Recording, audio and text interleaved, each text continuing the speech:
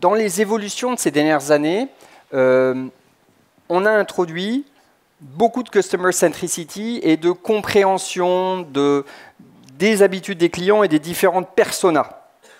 Ce n'était pas le cas avant. Beaucoup de gens ont encore des approches de la supply chain qui sont un peu trop centrées sur l'efficacité et trop one size fits all. Donc on va le voir tout à l'heure. Comment arrive-t-on à personnifier les besoins des clients, à les adapter et à amener une réponse au juste niveau?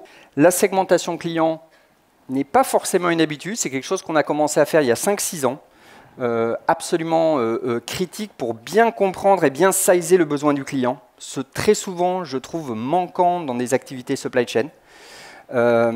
Et il faut beaucoup engager avec les clients, il faut beaucoup engager avec les acteurs du business. Alors moi de l'autre côté, maintenant je suis au côté business, donc c'est un peu plus facile, mais il y a un vrai effort à faire. Et je vous encourage à le faire au maximum parce que ça amène beaucoup de valeur et ça vous amène de la pertinence en externe et en interne.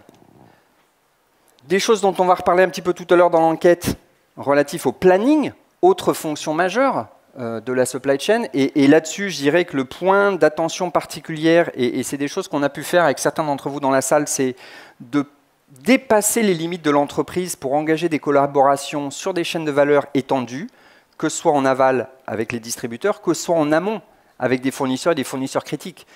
On a eu à gérer, comme probablement beaucoup d'entre vous, la crise de Fukushima, les inondations en Thaïlande, qui étaient des crises absolument majeures. Fukushima, pour nous, c'était potentiellement 1 milliard d'impact sur la top line.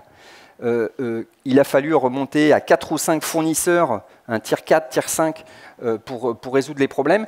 Et donc, on est absolument convaincu qu'un des enjeux de la supply chain de demain, aidé par le digital, c'est cette capacité à collaborer inter-entreprise.